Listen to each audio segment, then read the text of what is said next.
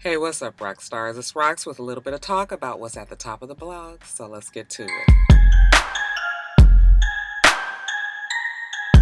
Alright, Roxstars, first story up. I feel like I can talk about it today. Man, on Monday, I was so outdone. I could barely get myself together all day. I just was so upset about the tragic murder of Nipsey Hussle out in Los Angeles. So we all have heard the story now, but just to recap, on Sunday evening I was getting ready to do my write my notes out for Real Housewives of Atlanta. It was about to come on, and it had come across my phone on a like a news flash that Nipsey Hussle had been shot. And I was like, what? And so I had immediately posted something on my Instagram just hoping that, he was okay. I really honestly did not think that it was going to be anything that serious, only because you hear about, things like this happening in Los Angeles, and it's usually some injuries, but they pull through. And especially for Nipsey Hussle, I was just like, okay, he's gonna be fine. My husband was out. When he got home, I told him what had happened, and immediately he was on the phone. We were trying to find out exactly what happened, and then about an hour later, we found out that he had indeed died. I was so shocked. I just can't, I just could not believe it. And immediately my phone started ringing, and I was getting text messages, and people were calling. And usually I deal with things like that by just kind of being quiet. I'm not the hysterical type normally. When I'm really, really upset, I just can't even talk about it. And that's how I felt Sunday night. Debbie was calling me. She was hysterical. She was upset. She was calling and calling and calling. And I was just like, I can't even. She eventually called my husband. They have similar personalities when it comes to certain things. So they was both in the room just on and on and on. But anyway, I tried to immerse myself in Real Housewives of Atlanta. Just didn't have the spirit for it, but just still tried to keep my mind occupied because it was just so upsetting to just think about what was going on in Los Angeles. But of course, my husband was on the phone, and by the end of the night, we had heard the story that Nipsey was at his store and that he was there. At the time, we had heard that he was with somebody that had just got out of jail, had been in jail, I think, for 30 years. Now I'm hearing 20 years, but that's neither here nor there. The guy had just gotten out of jail, and something about there was another guy named Shitty who shot Nipsey. Okay, so basically Nipsey had told him, he was a known snitch, he couldn't be around there, had told him he had to leave, and that the guy got mad. So we had heard that story Sunday night. But of course, you're just going by, you don't have the official word, but it really was sort of the official word because, we were talking to people in Los Angeles. But then as the story started to unfold on Monday, then yes, we finally did hear about Shitty. And basically the story was the same, that the guy was, upset that Nipsey told him that he had to leave and shot and killed him. Of course, as soon as I heard that he had shot and killed him and was able to get away, I told my husband, I was like, there is no way he could have been in a car. It couldn't have been a drive-by. I was like, because that parking lot, anybody that is familiar with, his strip mall right there, it is always so congested. Slauson and Crenshaw is when you coming down, when you're going east on Slauson, it gets very, very congested for whatever reason right at Crenshaw. I don't know if it doesn't necessarily narrow or anything. It's still two lanes, but it gets real congested in there. And then the parking lot is super congested. There's an alley, there's a gas station, a fat burger, like all of that area is real congested. You very rarely can you just drive through there. So I was like, that guy had to have been on foot and just ran. Of course, now we found out that he had a getaway car. He was with some girl. Still story is, I don't know the story on the girl, other than her saying that she was not involved. She had no idea that all that had gone on, that she was parked around the corner or something like that, or in the alley, I believe it was. But supposedly she didn't know anything about it. Of course, I would say that same story if I was that girl, because, anybody that knows the culture in Los Angeles, she would want to say that she wasn't involved. So anyway, then it was all kind of other things that was going around. People were getting Shitty mixed up with this other guy named Big Shitty, who, was another person that was in Rolling 60 Crips, but was not the person that did it. So it was like all of this in this momentum to try to figure out who it was. There was a lot of stories that was getting mixed up, and I was starting to get worried that, innocent people were going to get hurt. And I think that might still be the case. But still, anyway, all of that being said, the bottom line is, that Nipsey Hussle was just so senselessly murdered, you guys. It's just such a it's such an upsetting thing to think of when, it's one thing to be killed by them. Okay, I'll let you guys figure out who them is. But when you're killed by your own, it's almost the same as you being in your house and your brother or your sister kill you. And you really would have to kind of be familiar with that culture to understand what I mean about that. A lot of gang members think of their gang brothers and sisters closer than their own blood relatives in a lot of cases. But things have changed a little bit. The gang culture has changed. It's not necessarily as loyal in this newer generation. However, the culture as a whole still, uphold that whole loyal and brotherhood, even if it's on the level of being a gangster, So it's just such a tragedy that he was killed on his own property, at his store, him just being a beacon in that community. A lot of people were like, Roxanne, nobody even really heard much about Nipsey Hussle. Nobody really talked about him. And I'll agree, like a lot of people probably didn't. People were just starting to kind of talk more and more about Nipsey Hussle, with his latest album out. But those of us who were from Los Angeles were very, very familiar with Nipsey Hussle, knowing that he had that corner, that he was making strides to buy up in that neighborhood, that he was always at his store, and if he wasn't, I guess he would always have security, but it wasn't an overwhelming abundance of security. You never was aware that there was security if there was any, but his Bentley was always there. And, he comfortably was in and out of his businesses over there. It was just like, and it was starting to be more and more known that this young man at 30, 31, 32, was really trying to make sure that people in the community realized that they needed to put their money back into that community.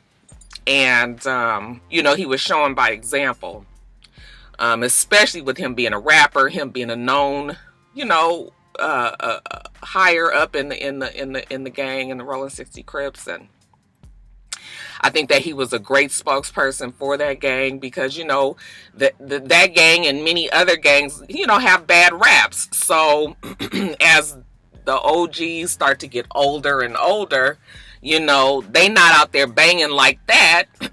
They married, they got kids, families, they work, they responsible and all of this. And then you've got like a newer, reckless generation, younger. But I think that he was a great representation because he was right at that middle level, and he was putting his money where his mouth was. He was doing it. So people in the neighborhood really had respect for him. So it was really just a blow. It was really just a blow. And, it's that feeling like, damn, just a waste, just a life that's been wasted. So much that could have happened from him. I don't think I felt this way probably since when you try to compare personalities and the character of young men trying to make differences in their communities. I guess I probably haven't felt this way since Tupac died. It was different with Tupac because I think that Tupac was in a peculiar place when he was killed. He was very, very vocal about the community and his black people the whole time, right? However, there was a time when he got out of jail, he was so angry and crazy and pissed about what had happened to him that he linked up with, probably in hindsight, was the worst decision that he could have linked up with, which was Suge Knight. Okay, but that was his out. But Suge was a for real gangster, so he was in that culture then, and so then Tupac's image and stuff started to change a little bit. And I think around the time that he got killed, he was starting to come back to the way that he had been before he got linked up with, this whole gang culture. Not saying that he never was, had contact with the gang culture, because when you're from the West Coast, you just are, okay? Well, he's not from the West Coast, but when you live in the West Coast, and especially if you're in Los Angeles, you know a lot of people. You got family members that's gang members. You know people that you've grown up with. I grew up in Rolling 60s. I mean, not Rolling 60s, but I grew up in Crip neighborhood. And so, it's just a piece of, it's just a part of you growing up and just living your life and knowing that, who's gang members, where you can and can't be, at certain times, and what you can and can't wear. I mean, it was just something that we just knew, okay? But, because I grew up right on 8th Avenue, 48th and Crenshaw area, and, Debbie's right off of Slauson, like 3 blocks or so away from Nipsey's shop. And like all of my friends, we all grew up right there, literally could walk there, comfortably. So Tupac's situation was different. He was just returning back to the way that he had been, and then he was just gunned down. He was killed. The difference with Nipsey, I believe, is that he's been very, very vocal. And if you've been lucky enough now to, see many of his, what they're now calling hustleisms, of him just dropping gem after gem after gem. Okay. How to, navigate yourself in today's world, be it your energy that you give off to people, be it your money, your black dollars that you put into your community, be it you talking to the youth, be it you learning how to be a man, okay, being responsible. Okay, he was a family man now. He's a father, he's in his relationship with Lauren London. It's just been so many things that he has said that I've noticed over the years on social media that just made my admiration for him grow. And it was also good to see, because a lot of people that are from the neighborhood over there want to see that community do really well. The community has been through a lot. I mean, that was where the riots, we were in the middle of the riots. We had a lot, lost a lot during the riots. Then now that's kind of like a hot area. Gentrification is definitely happening in that area.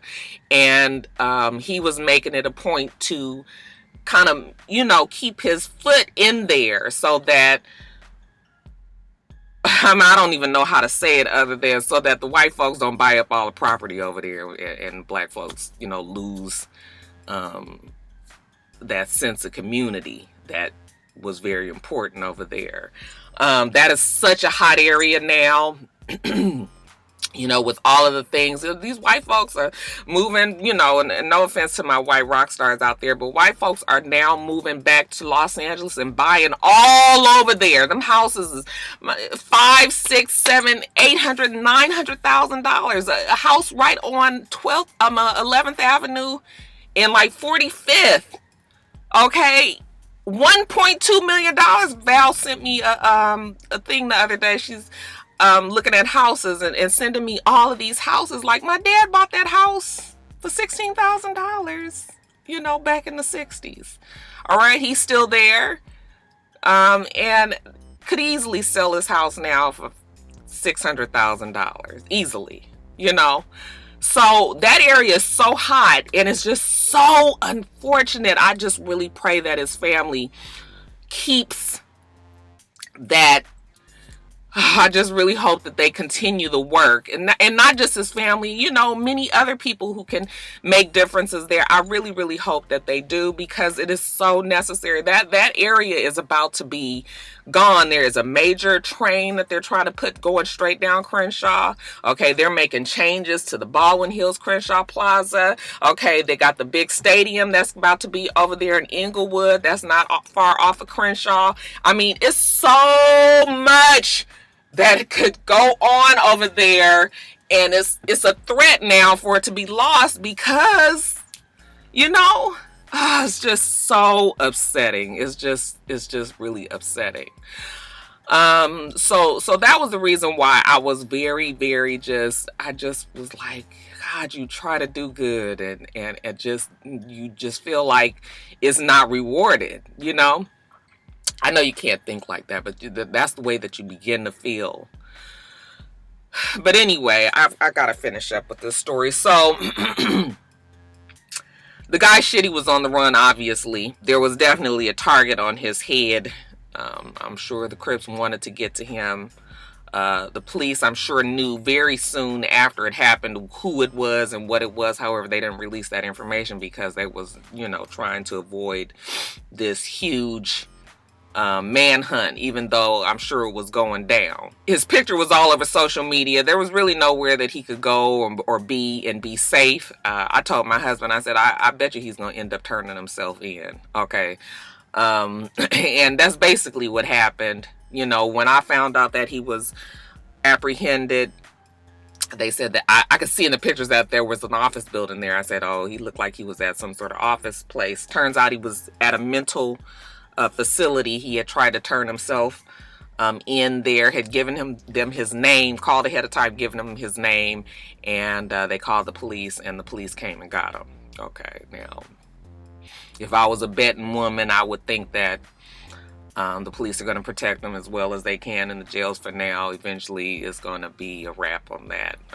I'm hoping that, you know, innocent people don't get hurt behind this, but I don't think I can be sure that they won't. Okay, and again, it's just really that culture and the baseline of that culture that has not changed, you know. So I feel so bad, though, for Nipsey's family. Finally, Lauren London put out a little statement, you know, saying that her sanctuary was gone, her soul, you know, she was lost. I just was so heartbroken for her, because I saw the little video when she was rushing into the hospital. And she's just asking, is he okay? Is he okay? Young kids, you know, that he had, one with her and one with another, you know, from a former relationship. But just, oh, it's just so bad. It's just so sad. And it really kind of wrecks it makes you feel like you can't trust in humanity a lot of times, you know. So, you know, there was a lot to be said about his you know, the people gathering over in that neighborhood, over there on that corner, and not corner, in the strip mall area, and just, you know, the outpouring of love, as well as, you know, a lot of chaos, and that's just because people were emotional. And if I don't know my LA brothers and sisters like I do, I knew that it was going to be some shit over there. You know, that it was, whether good shit or bad shit, it was going to be some stuff. So Debbie was over there. She told me that, you know, they made it a point to not record a lot of things that was happening on the ground, you know, because they just didn't want any type of negative press around what they were doing over there, the dedication and everything. But, you know, eventually, once they caught Shitty, then, you know, it subsided. But Debbie was telling me, she was like, Roxanne, the helicopters, I mean, cars racing down the street, like people walking. She was just like, for like a couple of days, she was getting no sleep because it was just so much going on. But, you know, I just prayers up for his family and his, you know, Lauren London and his kids and, you know, his friends of his. I mean, just so many people that he's affected. It's unfortunate that we don't realize, or we never will realize what we meant, to what measures that we mean to people until we're dead.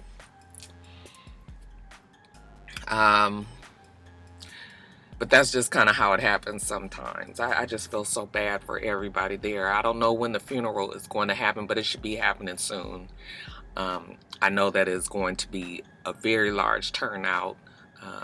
And then we can get on with the business of us moving on with our lives, whatever that means. But in that community, especially, I hope that his legacy lives on. So I talked about that so long that honestly could be its own separate video, but we'll keep it in here, I believe. He leaves behind his 2 kids. I don't even know their names. I didn't research it, and I know that they have made it a point to try to keep their kids out of the media. Of course, I'm not sure if they were, I don't believe they were married, but, you know, his long time girlfriend, Lauren London, his brothers and sisters, and mom, dad, you know, a host of family and friends, and just fans and people who respected him. I just, you know, rest in peace to Nipsey Hussle. Alright, you guys, so moving on, next story. Seems there was much fuss made about Omari Hardwick, who I you know, so lovingly call Honorary Hardwick. Okay, that mean motherfucker. There's been a lot of fuss made about the fact that he was at the NAACP Awards on Saturday night. I didn't even know the awards were on. Saturday night was Jada's prom. Thanks to everybody that loved her pictures and said nice things about her. I thought she was so beautiful. I was so proud of my baby. I can't believe she's about to graduate and all. I just can't believe it. But anyway, so I was busy with prom shit and we had company over and all of that. So I didn't know anything about it. But Sunday when I saw the video of him taking a picture with Beyonce, Jay-Z, and I think it was Naturi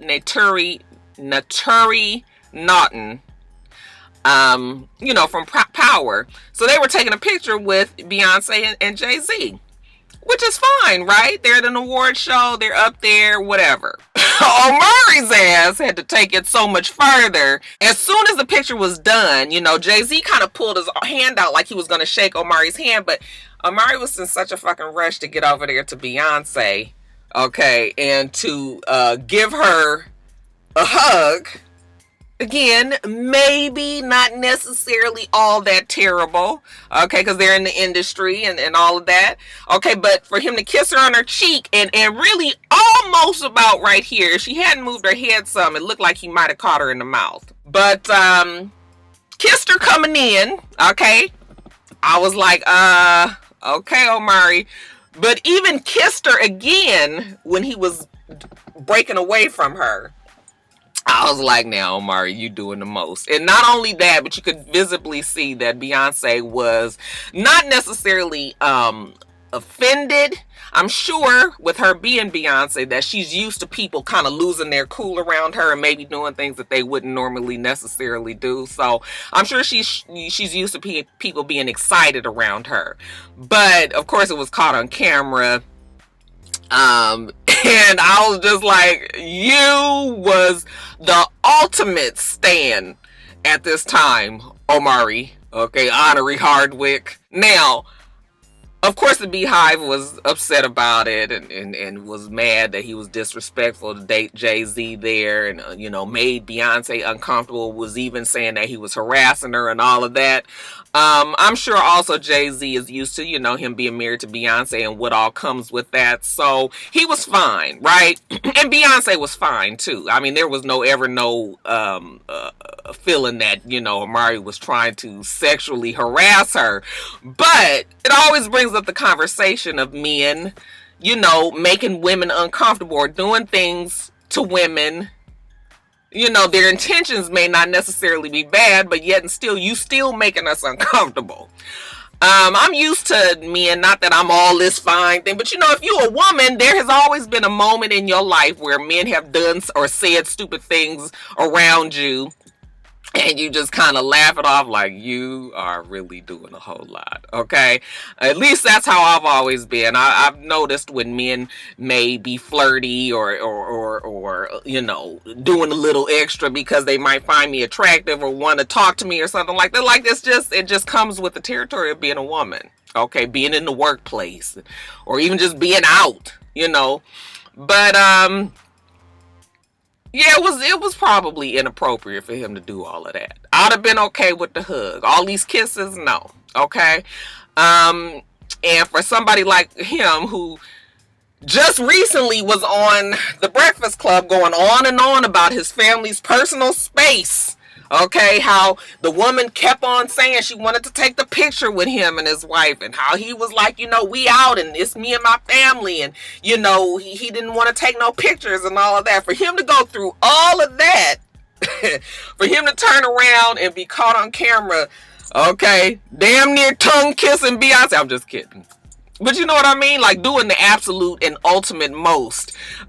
He stand out.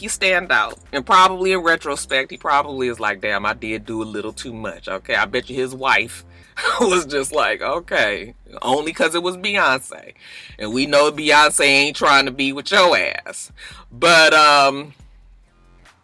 yeah, okay, men from now on, even if you did do that in the past, today is a different day and age. Can't do that shit anymore. At the least, you will make a woman uncomfortable. At the most, you will catch a case. Just something for them to think about. But yeah, Omari definitely was doing the absolute most that day. Now, when I talk about what people used to do in the day, also reminds me of Joe Biden, who has been now accused of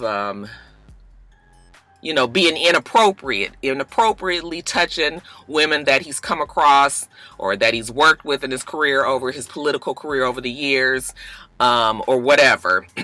7 women have come out and said that he's been inappropriate and it has made him uncomfortable. Now, he acknowledges that, yeah, he probably has done that, but has never been, he didn't realize that he was making people uncomfortable. It had no sexual connotations to it. It was more him trying to be having a human connection is what he calls it. And, in Joe Biden's defense, him and his wife are very touchy-feely, okay? We remember how they were and how they interacted even with the Obamas when President Obama was in office. Remember how they would always be so affectionate to each other up on the stages, even to the point where I was just like, ooh, that's a lot. Okay? A whole bunch of kissing on cheeks and hugging and tights and all. I mean, a whole lot of that. So, and we've seen him be like that with a whole bunch of people. So there was no way really that he could deny that he had done it, because we've seen him do it. I never felt like he was trying to, be with anybody, but Joe Biden is from that old school. Okay. Back in the day when men would say, oh, aren't you a pretty girl, at the workplace, and you wouldn't say it was sexual harassment. Okay. Back in the day when, certain people are just touchy-feely. Like, I'm not a touchy-feely person. I will hug somebody if they're trying to hug me, but I don't immediately come. And you know what? Sometimes it just sort of depends. Like when I meet a rock star and, I can tell that maybe they want to try to hug me, but they not sure, I'll be like, oh, come give me a hug, But in general, I'm not really a touchy-feely person either. But So, back in the day, there were people who were you just was like that, and it was all of the good old boys, and the boys are, she's a beautiful thing, that would always be like the first description that a man would have of a woman. Nothing to do with her brains, or the job that she might be there to do. They would always have to include what she looked like. And so that was back in the day. Old school. New school, you can't do that. Okay, then we didn't been to plenty sexual harassment classes, and very, very clear on the boundaries now. You can't tell jokes. You can't comment on a person's looks. You definitely can't touch them. You can't do this, that, and the other. So this is one of those cases where old school has got to try to catch up with the new school. And Joe Biden has said, you know what, I get it. Okay, the things that I used to do that I've been comfortable doing in my 50 years of being in politics, now I know I can't do that shit anymore. The Republicans definitely sat on this. I mean, they've known. They didn't say anything because Joe Biden hadn't thrown his name into the hat of this presidential race. Now that the talk is getting louder, now they're saying, okay, we're gonna put these women out there, and we're gonna say, like, you've been out there, feeling, especially in this whole Me Too movement, where everybody is like got their finger on the trigger for anybody that they feel have been harassing women or sexually assaulting women. They're like, okay, now that the talk is getting louder, the heat is getting a little hotter, maybe we better go on and put these women out now. Okay, this might be the time, because he probably is the truest threat to y'all stupid ass president. Okay, but I say this: if he is going to run for president, and probably our best hope as of now, even though it doesn't seem like he really wants to, I feel like maybe he might feel obligated to the party because it's such a shit show right now. But if y'all stupid ass president can be elected, y'all stupid ass president, and he out here grabbing women by the pussies and whatnots, got caught on tape saying it, he was elected president, there's absolutely no reason why Joe Biden, even with these 7 women and more to come, allegations of inappropriate touches, there's no reason why he can't still run. I still say throw your name in the hat if that's what you want to do. The better part of me tells me to tell him, fuck that job. Okay, you don't need that stress in your life.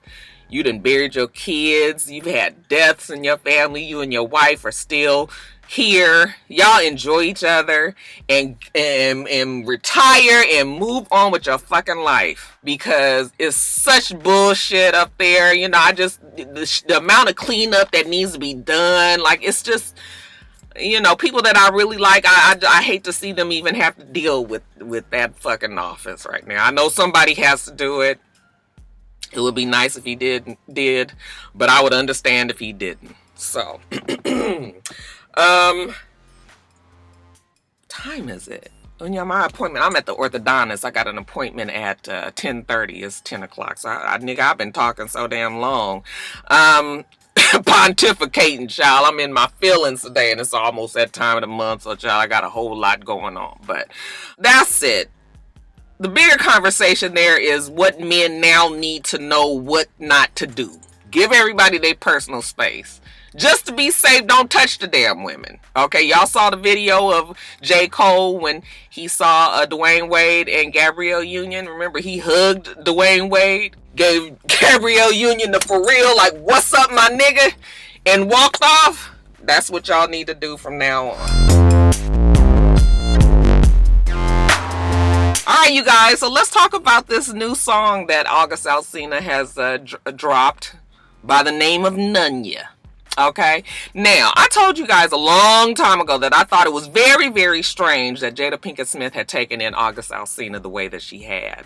Of course, we knew August Alsina, I don't know his full history, but we know that he has had some tragedy in his life, all right, and that he had a difficult upbringing and some deaths, and there was some depression. There was a lot of things that was happening in his family and all of that, it caused him to kind of take a break from the music industry. And he was hot, he was out there, he was doing it. But it started to become overwhelming for him. He was depressed, and he was okay. So he had kind of disappeared off the scene. But then we had found out that Jada Pinkett Smith had somehow taken him under her wing. And although they tried to present it sort of like a mentor type of thing, I knew from the beginning that something was strange there. Okay, and I even told you guys, I mean, we would see them in pictures together. You know, the kids would be around. Will would never be around. Never. Will wouldn't say nothing about August Alsina, you know, and it was always Jada Pinkett Smith who was going on and on about what, you know, what a genius he was and how smart he was. And, you know, even though it could still be seen as her just trying to build him up because of, you know, of the life's issues that had brought him down, it still was like a lot to me. I was just like, something's going on there, and it's more than, you know, her just trying to lift him up. And I told you guys that, and you guys like, no, Roxanne, you know, Will is there. He don't have a problem. You know, he approves and such and such and such. You know, she has her kids around her and all that. I was like, okay. All right. Now, you know, there's always been talk about Will Smith and Jada Pinkett Smith having not necessarily an open relationship, but there's things that they have understanding on in their relationship. They allow each other space to live their lives. And so I started to kind of look at it like that. Like, you know, he probably was just like, don't have that shit all out there in the open like that. You do whatever you got to do with your boy, your young man, you know, that whatever this little thing is that you got going on here, and let that be that, you know. And I still feel that way because, you know, when you've heard them talk about their relationship from her Red Table Talk, you know, their relationship is not necessarily, I mean, they're husband and wife, but they're more so like partners, like we together, we in this house together, we got kids together, you know, it's bigger than just love. It's we are here, like we are going to be together forever. It's not going to break up. They've made that commitment. So I was just like, okay, well, if Will fine with it, then what the fuck I'm gonna be mad about it for? You know, not that I was mad anyway, it was because people, you live your life, right? Well, now he done came out with this song called Nunya, and he posted on his YouTube channel, like a video of it. He posted it on his YouTube channel, a video of it that's actually showing a text exchange between him and somebody named Corinne. At least that's what he has on the top, you know, where you can see on your iPhones the name of the person that you're talking to, or however you have them saved in your phone. Corinne just so happens to be Jada Pinkett Smith's middle name. Okay, you following the story? I'm gonna read you some of the lyrics to the song, and I quote, "Putting on a show because you don't want the world to know that you lost a man who loved you all along. Put my feelings out there, you ignored it. Ain't none your business to know who I'm with." Now, that wouldn't really mean necessarily Jada Pinkett Smith, right? Except for the text exchange where they're discussing, you know, him moving on, him seeing somebody else. Okay, she can't say nothing. You know, she's asking who it is. He was like, you know, don't you worry about it. You know, I gave you everything, and you know, and she was all kind of just still trying to keep him on, like, you know, don't be like that, and you know, who is she, and all this. So I mean, it doesn't take a genius to know that if he's not saying that it's Jada Pinkett Smith, okay, he wanted us to deduce that it was by having her name at the top. Now the video is down off of YouTube anyway. You can still find it on Instagram. But I was just like, wow, August. But I shouldn't even be all that surprised because they've never, to me, he has been very disrespectful of Will Smith in the way that he feels for Jada Pinkett Smith. I mean, we've caught him in interviews saying how much he loves her and how much, you know, and that ain't love, sister love. That's love, sexual love. Okay? So obvious. You know, so I just was like, okay, all right. You know, so I guess, you know, I had told y'all she had fucked his head up bad. He was in love with this older woman who happened to be married, who has said many times that she and her husband are never going to break up. So, of course, I don't feel sorry for August Alsina because you thought you was about to do what? Okay, Will Smith is this multi-million-dollar, big-time, big-screen actor, well-respected. Okay, you didn't have any idea that maybe Jada Pinkett Smith was just having a good time. It's unfortunate. He's young, you know, he got swept away and all of this. They say to Jada Pinkett Smith, you know, she will whip that on you. I shouldn't even laugh because, you know, everybody gets their heart broken. But, you know, find you a nice girl that's single, you know, young like you, and you try to build something with her. You wasn't going to really do much with Jada Pinkett Smith. And it's too bad you had to find out this way. Y'all saw the video? Child. Poor August. Him feeling hurt. Leave that woman alone. Go find you somebody for yourself, August. Alright, you guys. Congratulations are in order. Okay, I guess really we can give her a fist pump of righteousness for Lori Lightfoot, who has been elected the first African-American female lesbian mayor in Chicago. They say that this is the biggest city that will have a gay female, you know, openly gay female mayor, and good for her. She used to be a federal prosecutor. And when the current mayor, what's his name? Rom? I can't think of his name, but you guys know who I'm talking about, the one that was real pissed about Jesse. When he announced that he wasn't running anymore, then many people started to throw their names out there that were, you know, intending on running. Big names, well-known names in politics out there. They said that Lori Lightfoot had never even been in politics. She just knew that she wanted to make some changes, especially with the corruption that surrounds Chicago that is almost embedded in their culture. Chicago has always been mafioso, you know, that culture there, just corruption is, it abounds. So Mayor Lightfoot has promised when she gets in office that is going to be one of the things that she tackles first. And they're saying that she won by a landslide. They said that it was a runoff and that she won, I believe, by 73% of the vote went to her. So she didn't really have any opposition. The city definitely wanted her in there, and they put her in there. So good for her. Okay. I just think it's so ironic that in a city where, you know, your boy Jussie Smollett tried to tell us that, you know, two white men had walked up to him claiming MAGA country, you know, during the polar vortex when he was walking at 2 or 3 o'clock in the morning. But okay, that's neither here nor there. The same city where he said that happened has just elected a black female lesbian mayor. I mean, if you say that's what happened, Jussie, then I guess. But, yeah. Just ironic. Just thought I'd point that out. Good for her. I wish her nothing but the best. Okay, congratulations again to Mayor Lori Lightfoot.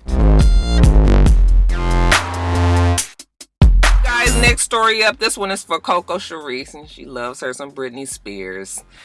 I feel like we need to kind of stretch the hands of prayer out for Britney Spears. I am worried about her. So you guys remember when she had her big mental breakdown back in the day. She was in a shit marriage, and then, you know, she lost custody of her kids, and things were just too much for Britney Spears. It was coming down around her. Remember, we saw her shave her head.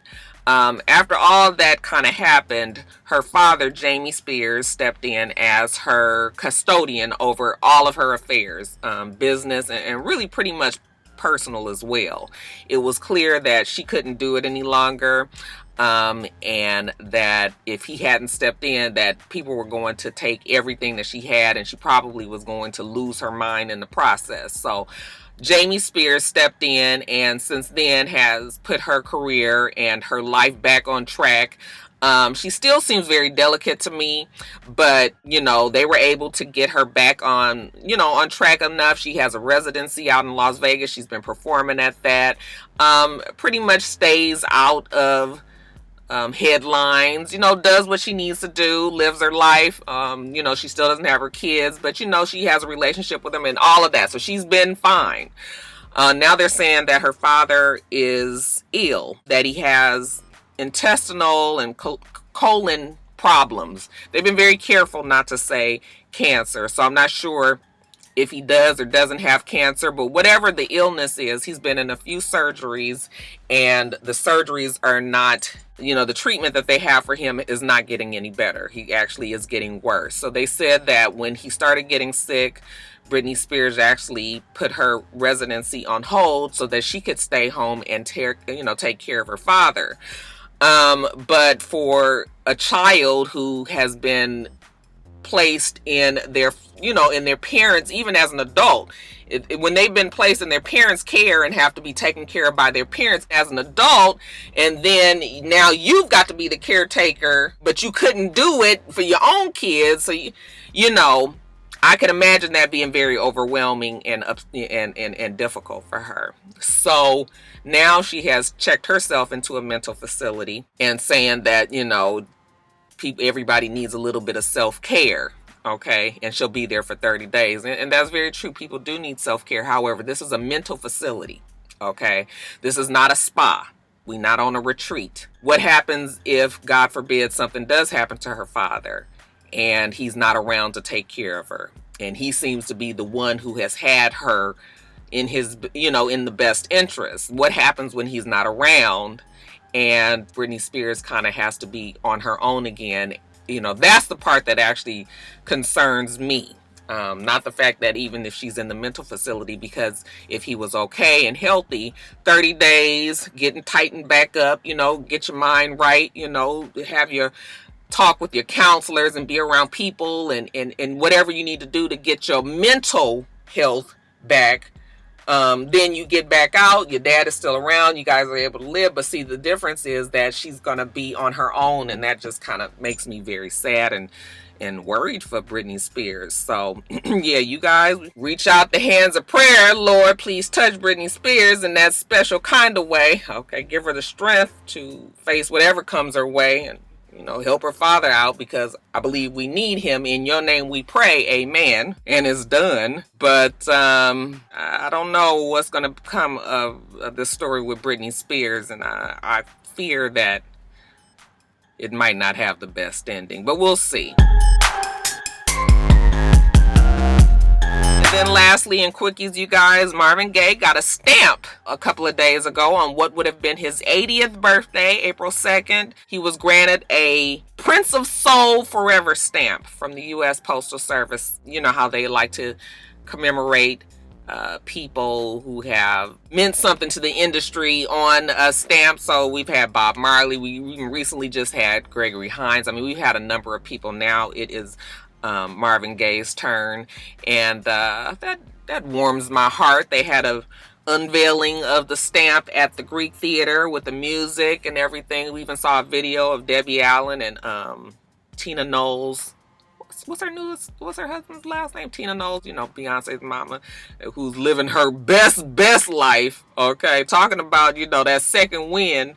But they had a unveiling at the Greek Theater, playing the music and them partying and having a nice time. The stamp was drawn by artist Kadir Nelson. So yeah, have to get to the post office and get your set of forever stamps, Prince of Soul Forever stamps, Marvin Gaye. Congratulations are in order to Amber Rose. They say that she is pregnant. Actually, she says that she is pregnant. We saw her actually getting her ultrasound. The picture revealed that she's having a little boy.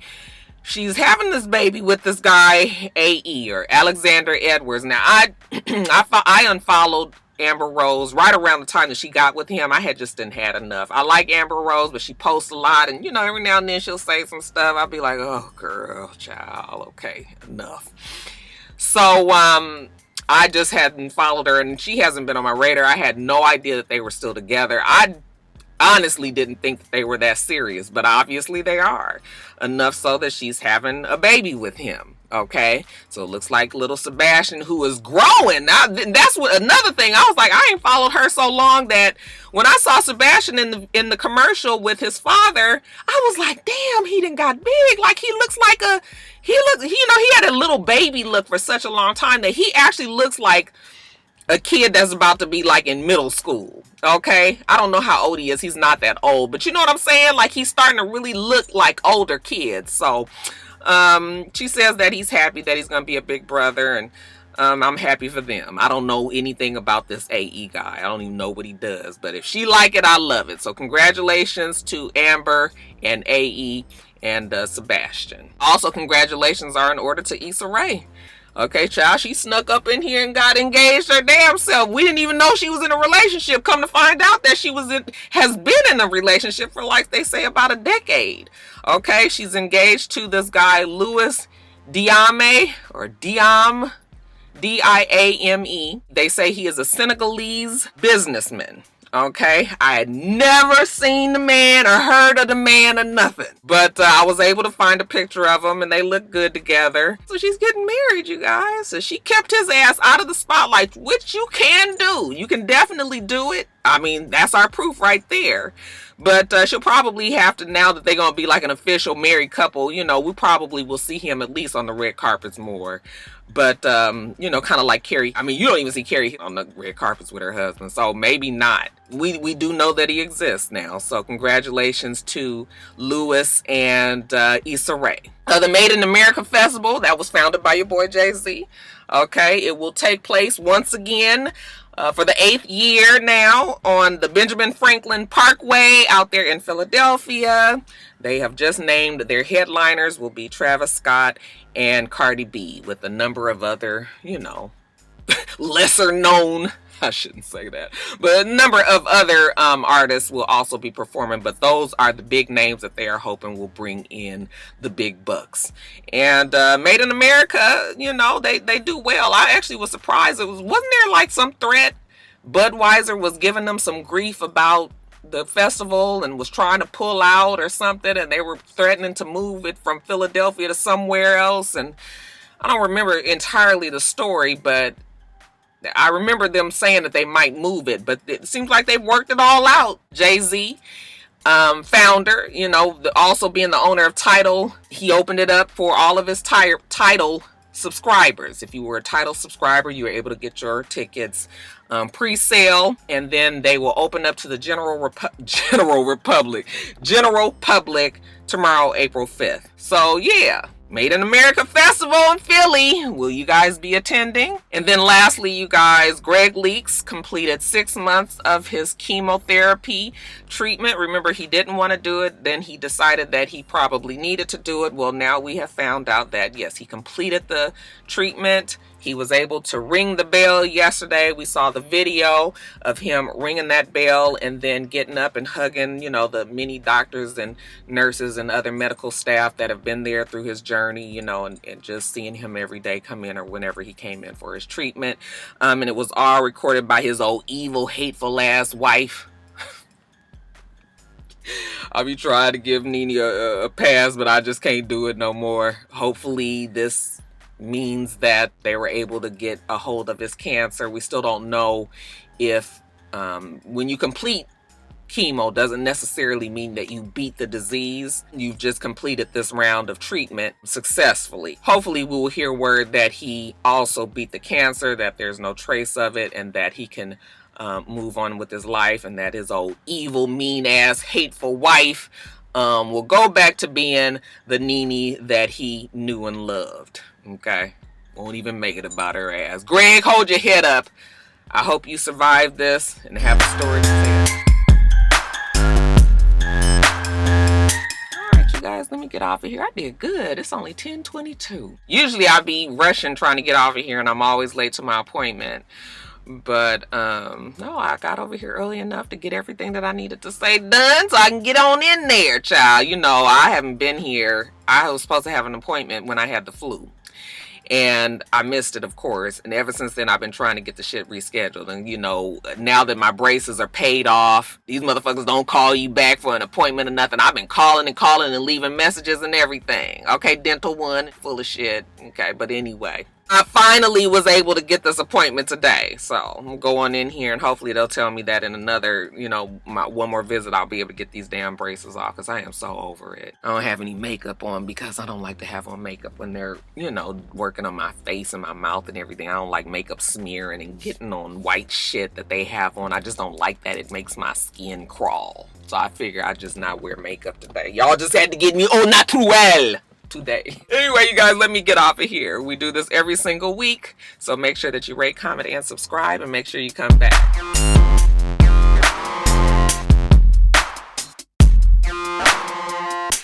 Until next time, rock stars.